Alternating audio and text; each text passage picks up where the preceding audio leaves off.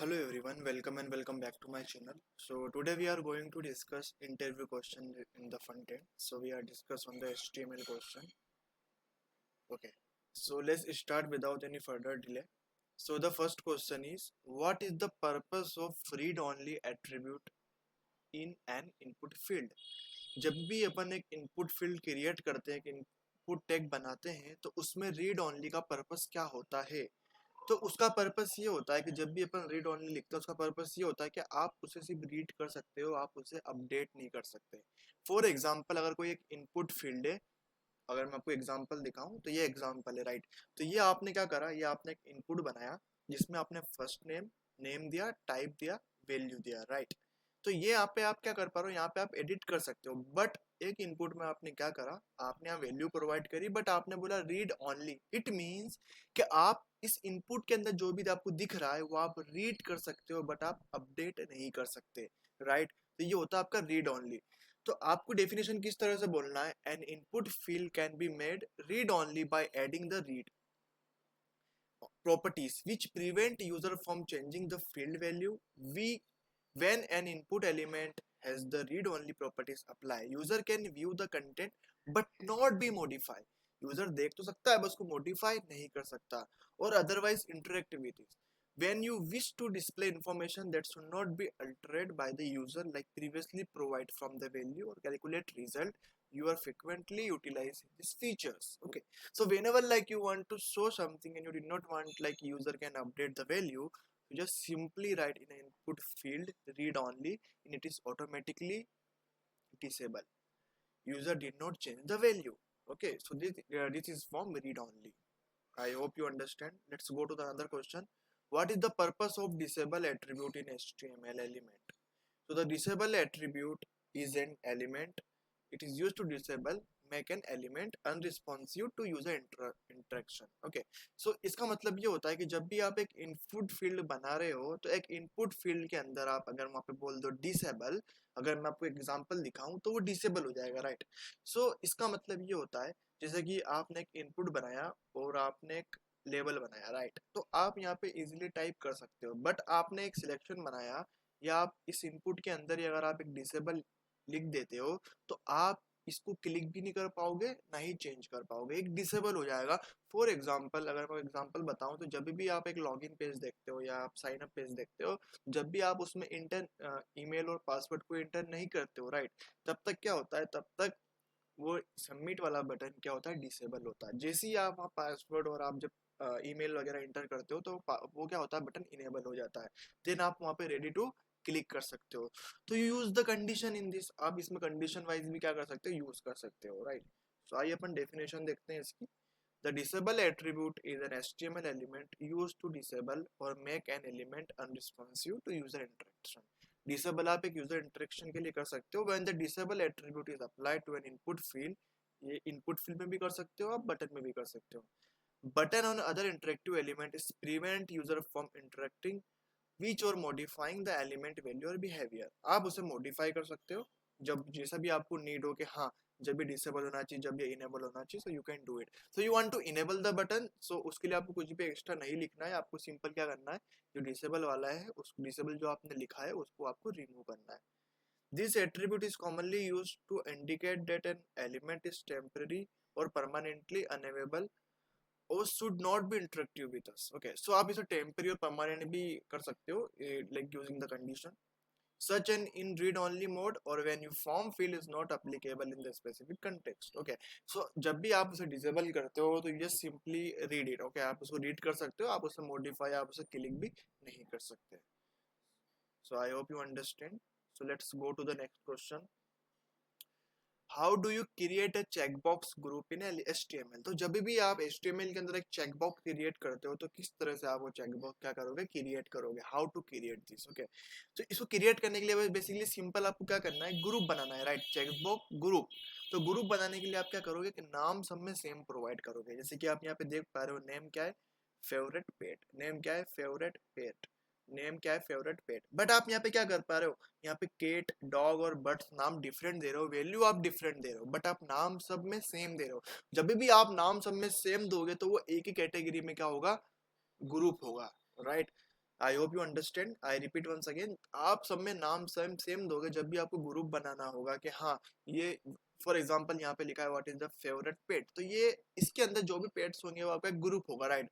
सब में आप नाम क्या दोगे, सेम दोगे। उसकी डेफिनेशन क्या होगी, to create a checkbox group in HTML you assign the same name. आपको क्या करना है, आपको सारे इनपुट में, सारे चेकबॉक्स में आपको सेम नेम प्रोवाइड करना है। और जब भी आप चेकबॉक्स क्रिएट करोगे चेकबॉक्स, तो आप इनपुट तो लिखोगे ही लिखोगे, राइट। तो टाइप आप यहाँ पे दोगे चेकबॉक्स, तो वो ऑटोमेटिकली चेकबॉक्स क्रिएट हो जाएगा।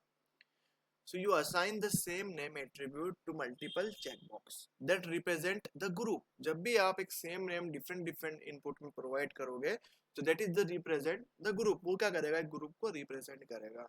This allow user to select multiple option within the group. तो user क्या करेगा, select the multiple option select कर सकता है within the group. आप यहाँ पे cat select करो, dog select करो, bird select करो. You can select multiple option. So how to create the checkbox in a group? We need to give the same name, okay?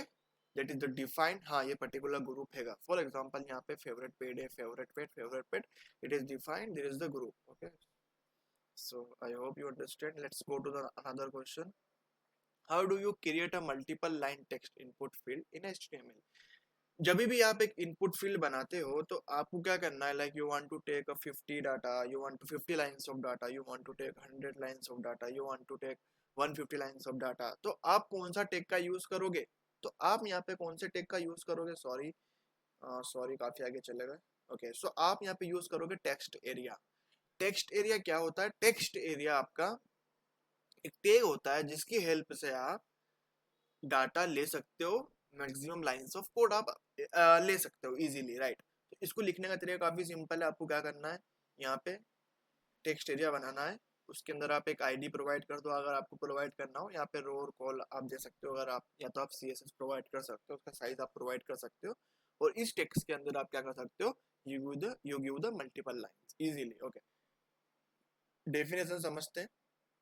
To create a multi-line of text input field in HTML, you see the text area, okay. So if you want to create the multi-line, you want to give the multi-lines of input in the text area, so you can give just simple using of text area like the single line, okay. So you provide some single line input text area element, allow to user the multiple multi-lines of text, okay. Just simply write the text area, or text area लिखने के बाद आप easily you give the multiple lines of code, okay. So I hope you understand. Let's go to the another question. So another question is, what is the purpose of the iframe, okay. So what is the purpose of the iframe? So firstly we see the example, then we can discuss on the theory, okay. So you see the example. So iframe is majorly used for to show the map in your website, okay. So for example, how to write the iframe? So just simply write iframe. You want to provide the width and height, so you can do it. You provide the source file in this, तो आप यहाँ पे source file भी क्या कर सकते हो, provide कर सकते हो, राइट। तो इस तरह से अपन आई फ्रेम क्रिएट करते हैं।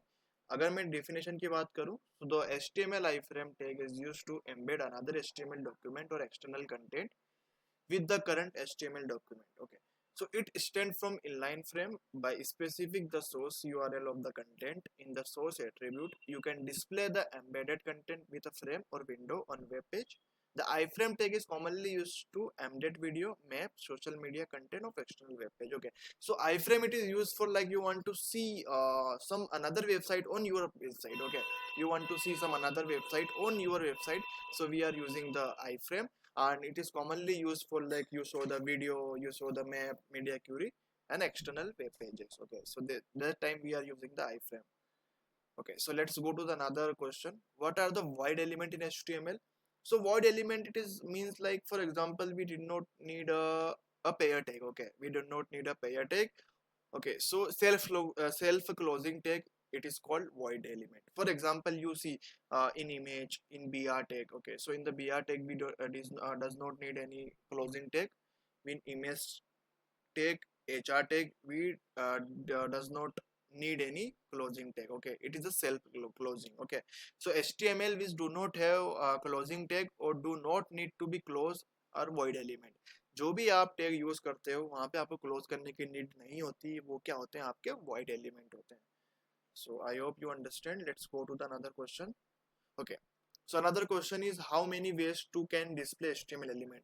So कितने तरीके होते हैं अपने पास कि अपन एक HTML एलिमेंट को क्या करते हैं, डिस्प्ले करते हैं. So we are using the inline, show in the one line, inline block, flex, inline flex, grid. So I hope you are using this, and if you did not using this, so you can comment on this video so I can explain in detail. Okay, so for example, whenever the interview asks the question how many ways to you can display the HTML element, just simply give the answer inline block, flex, inline flex, and grid. I hope you are familiar with all the display element HTML. I hope. Okay, let's go to another question. What is the difference between display none and visible hidden which use in attribute to the element? Okay, तो the majorly difference क्या होता है जब भी आप एक display none करते हो और visible hidden करते हो, right? तो अगर मैं आपको simple example दूं, तो जब भी आप किसी भी like text को या फिर आप किसी भी element को अगर आप लिखते हो visible hidden, तो वो hidden तो हो जाता है but वो space कंज्यूम करता ही करता है. फॉर एग्जाम्पल आपके पास 3 कार्ड है, राइट, और बीच वाला कार्ड आपने क्या करा, विजिबल हिडन कर दिया. वो हिडन तो हो चुका है बट वो स्पेस ले रहा है उस कार्ड की, राइट.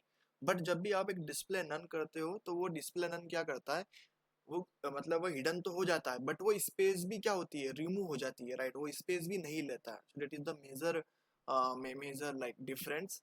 सो आइए अपन डिस्कस करते हैं डेफिनेशन को. So when we use the attribute visibility hidden for an HTML element, that can element will be hidden from the web page but still take up space. Okay, so this is the same thing we are discussing the previous. It is hidden from the web page but still take up space. Okay, so ये still क्या करता है, take space लेता है. Whereas if you use the display none attribute for HTML, the element will be hidden and also it won't take up any space on the web page. Okay, so whenever like we are using on the display none, so it is that element will be hidden and also it won't take up any space on the web page. तो वो space भी नहीं लेता hidden होने के बाद. Okay, so that is the difference between display none and visibility hidden. Okay, so let's go to another question. So the another question is difference between inline and block element in HTML5. Okay, so the major difference between the inline and block element. So first is inline element just take up the space is absolutely necessary or the content does not start from the new line. Okay, तो जब भी आप एक inline tag बनाते हो तो वो क्या होता है, जैसे कि फॉर एग्जांपल एक स्पेन होता है, राइट. तो स्पेन क्या एक इनलाइन टैग है, तो आपने 5 स्पेन बनाए तो 5 स्पेन क्या होंगे, एक ही लाइन में क्या होंगे, शो होंगे. बट ब्लॉक एलिमेंट क्या होता है कि जब भी आप फॉर एग्जांपल आपने एक ड्यू बनाया, राइट, तो ड्यू क्या ब्लॉक होता है, तो जब भी आपने 5 ड्यू बनाए तो हर ड्यू का डाटा का नेक्स्ट लाइन में शो होगा. हर ड्यू का डाटा क्या होगा, नेक्स्ट लाइन में शो होगा. फॉर एग्जाम्पल एक ड्यू के अंदर आपने लिखा ए, एक ड्यू के अंदर लिखा आपने बी, तो ए फर्स्ट लाइन में, बी सेकेंड लाइन में. बट जब भी आप इनलाइन की बात करते हो तो इनलाइन में क्या होता है कि वो डाटा क्या होता है, डाटा सेम लाइन में क्या होता है, शो होता है. ओके, और जब भी आप एक इनलाइन एलिमेंट लिखते हो तो वो क्या होता है कि वो सिर्फ उतनी स्पेस लेता है जितना वो टेक्स्ट है. बट ब्लॉक एलिमेंट क्या होता है, फुल स्क्रीन की जो भी विड्थ होती है पूरी स्क्रीन की विड्थ लेता है ब्लॉक एलिमेंट. तो दैट्स वाई जब भी एक नया एलिमेंट आप शो करवाते हो तो नेक्स्ट लाइन में क्या होता है, शो होता है. अब कौन कौन से लाइन एलिमेंट होते हैं, स्पैन होते हैं, एंकर टैग होते हैं, strong, image, button, EM, select, ABBR, label, subscript, superscript, city, script label, input, italic, output, Q tag, etcetera. तो सारे क्या होते हैं, इनलाइन एलिमेंट होते हैं जो कि क्या होते हैं, सेम लाइन में शो होते हैं, राइट. बट अगर मैं ब्लॉक एलिमेंट की बात करूँ तो due, P tag, header, footer, H1, H6, form, table, Canva, video, block cute, pre, UL, order list, unordered list, figure caption. Okay, so HR tag, article, section, etc. So this is the block element. Okay, so block the different major difference is block element का यही होता है कि अगर हम एक example एक और दूं एग्जांपल, तो इनलाइन एलिमेंट के अंदर आप क्या कर सकते, इनलाइन एलिमेंट में आप एक हाइट और विड्थ प्रोवाइड नहीं कर सकते, बट ब्लॉक एलिमेंट में आप एक हाइट और विड्थ प्रोवाइड कर सकते हो. That is the another different. Okay, so I hope you understand. So let's go to another question. Different between inline and block. Okay sorry, okay so ये गलती हो गई, यहाँ पे क्वेश्चन चेंज नहीं हुआ. तो यहाँ पे आएगा different between SVG and canvas. तो मेजर डिफरेंस क्या होता है एसवीजी एंड कैनवास के अंदर, वो अपन डिस्कस करते हैं. तो SVG is vector compose of shape और is a raster base compose of pixel. SVG क्या होता है, एसवीजी एक वेक्टर बेस्ड होता है और रास्टर क्या होता है, एक पिक्सल बेस्ड होता है, कंपोज ऑफ शेप और compose of pixel. SVG work better than the larger surface. SVG क्या होता है कि SVG बेटर वर्क करता है लार्जर सरफेस पे, तो मतलब फटता नहीं है, लाइक प्रॉपर उसके पिक्सल होते हैं, प्रॉपर शेप होता है। बट कैनवास क्या होता है, canvas work better in the smaller surface. Canvas एक स्मॉलर सरफेस को यूज करने के लिए प्रॉपर है। For example like you want to create the pie chart and the pie chart size is only the 220 pixel या फिर 200 pixel and 200 height, it is fine, but you want to create the whole size of a screen, so you want better, you want to use the SVG because the pixel is very good, okay, it is वो फटता नहीं है, proper सब कुछ show होता है, so that one you can use. Another is SVG can modify using CSS and script. तो SVG को आप easily modify कर सकते हो, like you want to modify in different screen size, so you can modify using the CSS and using the condition. But canvas can only be modify using script. Canvas को आप only आप using of script he modify कर सकते हो, but SVG को आप using of CSS भी कर सकते हो, यूजिंग ऑफ स्क्रिप्ट भी कर सकते हो. SVG is highly scalable, ये काफी highly scalable है, so we can print at high quality with high resolution. So whenever like you want to show the high quality, high resolution, so we can directly go on the SVG.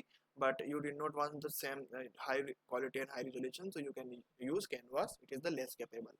So majorly इसका difference यही होता है कि SVG properly to be use है, अगर आपको अच्छा show करना है, प्रॉपर HD में शो करना है, so you can go and use SVG.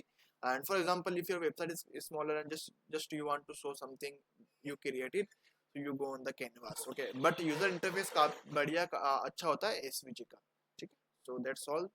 Thank you so much everyone. Thank you so much for watching.